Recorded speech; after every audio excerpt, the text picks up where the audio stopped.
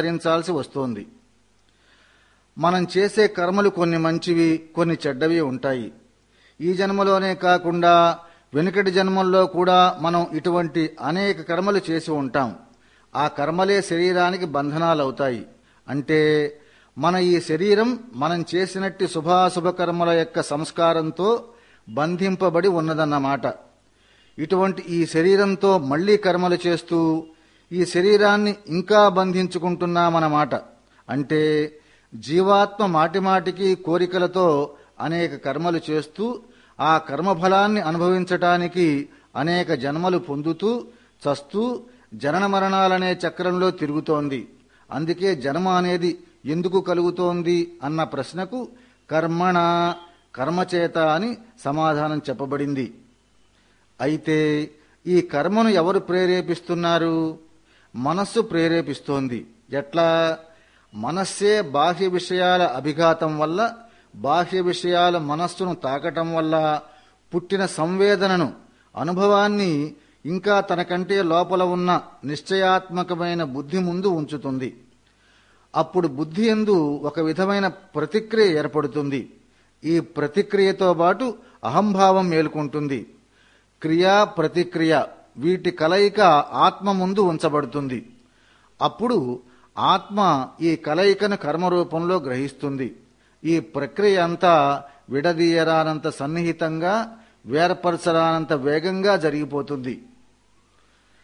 పంచేంద్రియాలు, మనస్సు, నిశ్చయాత్మక బుద్ధి, అహంకారం వీటన్నింటి కలయికను అంతఃకరణం అంటాం.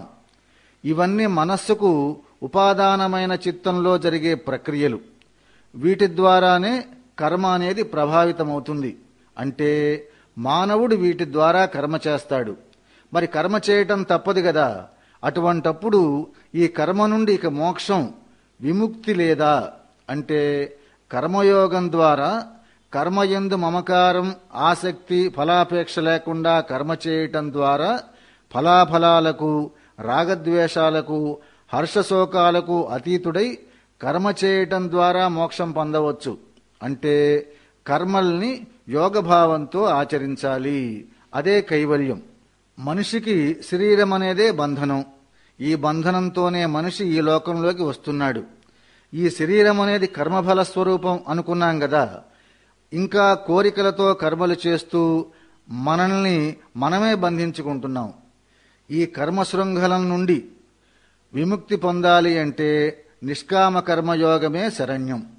శరీరం లభించటం దోషం కాదు, ఈ శరీరం మీద ఆసక్తిని పెంచుకోవటం దోషం అని గ్రహించాలి. అదే దేహాత్మభావాన్ని తొలగించుకోవటం. సరే, శరీరం కర్మ వల్ల ఏర్పడుతుందనుకున్నాం.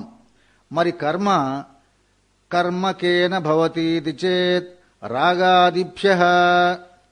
ఈ శరీరానికి బంధన రూపమైనట్టి కర్మ దేనివల్ల ప్రేరేపించబడుతున్నది? అది ప్రశ్న. దానికి సమాధానం రాగం వల్ల. రాగాదిభ్యః అంటే ఏదో పొందాలనే తృష్ణ వల్లనే కర్మ పుడుతోందని, ఆ తృష్ణ చేత ప్రేరేపించబడే కర్మ చేస్తున్నారని సమాధానం. మరి రాగం అంటే ఏమిటి? ఏదైనా సుఖంగాని, సంతోషంగాని కలిగించే వస్తువు విషయంలో ఉండే మానసిక స్థితిని రాగం అంటాం.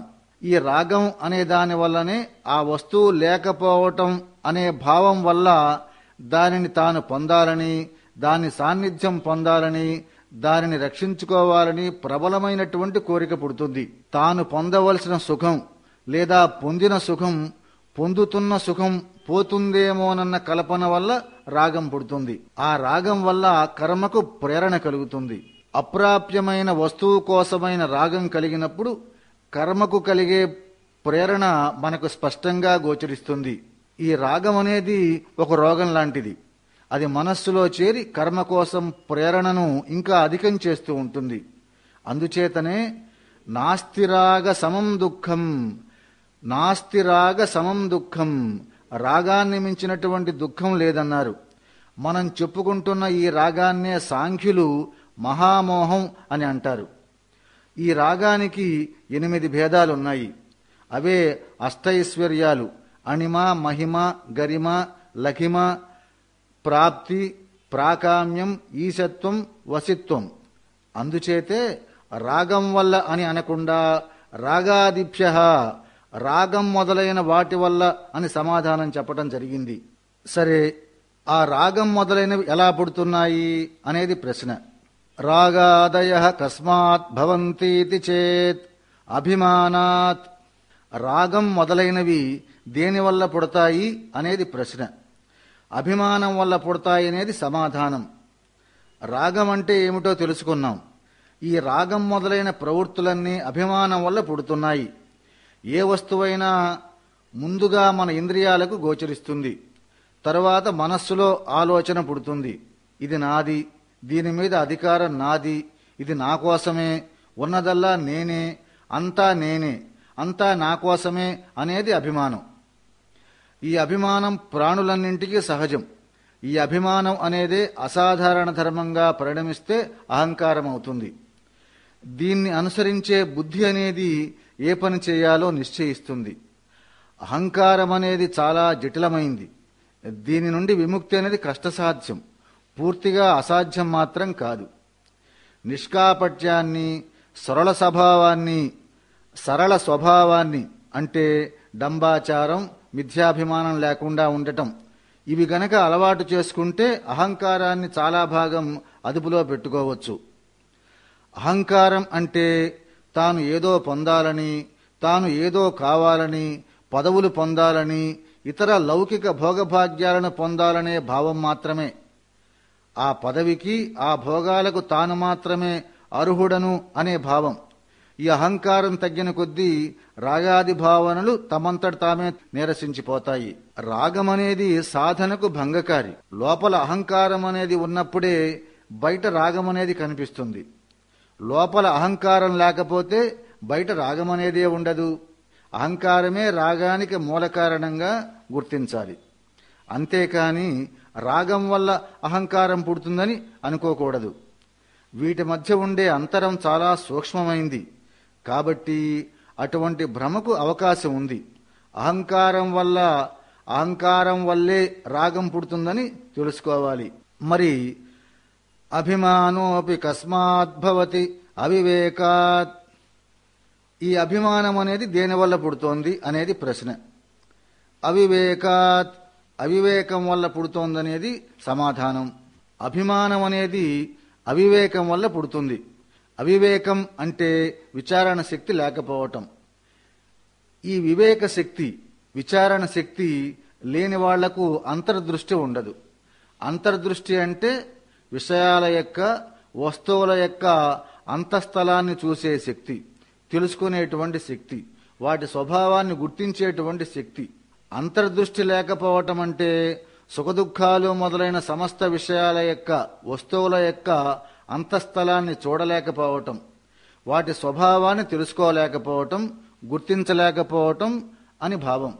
ఈ రకమైన అవివేకం వల్ల కలిగే ఫలం ఏమిటి అంటే అభిమానం, అహంకారం అని చెప్పుకోవాలి. కాబట్టి మనం అభిమానం నుండి విముక్తులం కావాలంటే వివేకవంతులం కావాలన్నమాట. నిజానికి ఇది చాలా కష్టమైన విషయం. మానవుల డబ్బు, భార్య, భర్త, పిల్లలు, పదవులు అన్నీ వదిలిపెట్టగలుగుతారు, కానీ అభిమానాన్ని వదలలేరు, అహంకారాన్ని వదలలేడు. సన్యాసం తీసుకున్నా సరే అభిమానం, అహంకారం తప్పటం లేదు, వదలటం లేదు. అయితే దీని నుండి విముక్తి ఎట్లా? వివేకం వల్ల విముక్తి కలుగుతుంది. వివేకం అనేది సత్యం. వివేకం అనేది స్వభావమే తప్ప ఎక్కడి నుండో బాహ్యంగా వచ్చేది కాదు. అవివేకం అనేది అసత్యం, కల్పితం. ఈ జీవితంలోని వాదోపవాదాలు, శాస్త్ర చర్చలు, కల్పనలు, అనుమానాలు, తర్కాలు మొదలైనవన్నీ వివేకమనే సత్యాన్ని కప్పివేస్తూ ఉంటాయి. సత్యమైనట్టి, శాశ్వతమైనట్టి వివేకాన్ని పొగలాగా కప్పివేస్తూ ఉంటాయి. మనం చేయవలసిన పని ఏమిటంటే పొగలాగా కప్పి ఉన్న అవివేకాన్ని తొలగించటం. అట్లా చేస్తే సత్యం గోచరిస్తుంది. అంటే అవివేకాన్ని తొలగించుకొని జీవితాన్ని జీవితంగానే, సత్యంగానే గుర్తించగలగటమనే వివేకం. అప్పుడే మనకు అవివేకం నుండి, అహంకారం నుండి ముక్తి లభిస్తుంది. అహంకారం తొలగితే ముక్తి మార్గంలో ఉన్నట్టే. అదే జ్ఞానం. ఆ పైన అవివేకం అంటే ఏమిటి? ఇది ప్రస్తుత ప్రశ్న. అవివేకం ఎట్లా కలుగుతున్నది? అవివేకః కస్మాత్ భవతి అజ్ఞానాత్ అజ్ఞానం కేన భవతి ఇతి చేత్ నకేనాపి అజ్ఞానం నామ అనాది సదసద్భావమనిర్వచనీయం త్రిగుణాత్మకం జ్ఞాన విరోధి భావరూపం యత్కించిదితి వదంతి అహమజ్ఞ ఇత్యాద్యనుభవాత్ దేవాత్మశక్తిం స్వగుణైర్నిరూఢామి ఇత్యాది శ్రుతేః తస్మాదజ్ఞానాదవివేకో జాయతే అవివేకాదభిమానో జాయతే అభిమానాత్ రాగాదయో జాయంతే రాగాదిభ్యః కర్మాణి జాయంతే కర్మభ్యః శరీర పరిగ్రహో జాయతే శరీర పరిగ్రహాత్ దుఃఖం జాయతే. అవివేకం అనేది దేనివల్ల కలుగుతోంది? అజ్ఞానం వల్ల. అజ్ఞానం దేనివల్ల కలుగుతోంది? దేనివల్ల కాదు అని సమాధానం. ఎందువల్లంటే అజ్ఞానం అనేది ఆదిరహితమైంది, అంటే నిత్యం. సత్తు అసతు ఈ అనిర్వచనీయం, మాయా త్రిగుణాత్మకం, జ్ఞాన విరోధి అయిన భావాన్ని ఈ విధంగా అజ్ఞానం అని అంటాం. జ్ఞాన విరోధి అయిన భావాన్నే నేను అజ్ఞానిని ఇత్యాది మాటల ద్వారా అనుభవంలో వ్యక్తం చేస్తాం. దేవశక్తి జీవాత్మశక్తి తన గుణాల ద్వారా ప్రచలితమై ఉందని వేదాలు చెబుతున్నాయి. జ్ఞానం గాని అజ్ఞానం గాని వారి వారి స్వభావాల ద్వారా రావలసినవే. అందుచేత అజ్ఞానం వల్ల అవివేకం కలుగుతోంది, అవివేకం వల్ల అభిమానం పుడుతోంది, అభిమానం వల్ల రాగాదులు పుడుతున్నాయి, రాగాదుల వల్ల కర్మలు పుడుతున్నాయి, కర్మల వల్ల శరీర బంధనం కలుగుతోంది, శరీర బంధనం వల్ల దుఃఖం కలుగుతోంది. అజ్ఞానం దుఃఖం అనేవి ఒకదానికొకటి కార్యకారణ భావంతో సంబంధం కలిగి ఉంటాయి. ఎట్లాగంటే చెట్టు బీజాన్ని ఉత్పత్తి చేస్తుంది, ఆ బీజమే మళ్లీ చెట్టును ఉత్పత్తి చేస్తుంది. అట్లాగే అజ్ఞానం దుఃఖానికి కారణమైతే ఆ దుఃఖమే అజ్ఞానానికి కారణమవుతుంది. ఈనాడు మనం చేస్తున్న కర్మలన్నీ పూర్వ సంస్కారానికి ఫలస్వరూపాలు కదా. ఈ కర్మలే మళ్లీ సంస్కార రూపం దాల్చి కర్మ చేయటానికి కారణాలు అవుతున్నాయి. ఈ విధమైన కార్యకారణ ప్రవాహం నడుస్తూనే ఉంటుంది. అయితే ఈ ప్రవాహానికి మూలంలో ఉన్నది ఏమిటి? అవిద్యాత్మకమైనట్టి అజ్ఞానం. ఈ అజ్ఞాన స్థితిలో దుఃఖం కలగటం అనేది తప్పనిసరి. శరీర బంధనానికి కారణం కర్మ కదా. కర్మోత్పత్తికి కారణం రాగాదులు. ఈ రాగాదులు అభిమానం వల్ల పుడతాయి, అభిమానం అవివేకం వల్ల పుడుతుంది, అవివేకం అజ్ఞానం వల్ల పుడుతుంది. అజ్ఞానం అనేది స్వతహా అవిద్య. కాబట్టి మళ్లీ అజ్ఞానం వల్ల అవివేకం, అవివేకం వల్ల అభిమానం, అభిమానం వల్ల రాగాదులు, రాగాదుల వల్ల కర్మలు, కర్మల వల్ల శరీర బంధనం, శరీర బంధనం వల్ల దుఃఖం. ఇది ఒక వ్యాత్యా చక్రం వంటిది, గాలికి తిరిగే చక్రం లాంటిది. కాబట్టి దుఃఖం అజ్ఞానం అనే రెండూ ఒకదానికొకటి కార్యకారణాలుగా ఉన్నాయి. అజ్ఞానం ఉన్న చోట దుఃఖం అనేది తప్పదన్నమాట. అజ్ఞానం ఉంటే దుఃఖం ఉండి తీరుతుంది. ఆ దుఃఖ నివారణ ఎలా?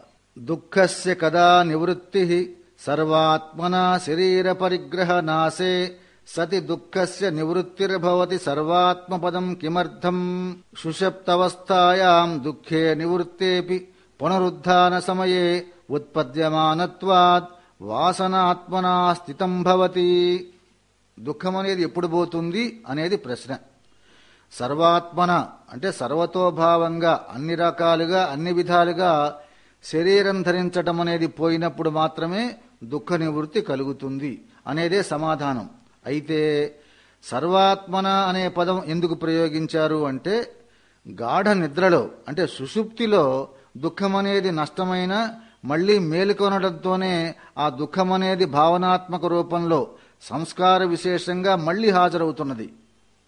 మేల్కొనటంతోనే పూర్వం మనస్సును అంటే ఉన్న సంస్కారం కూడా ప్రత్యక్షమవుతోందన్నమాట.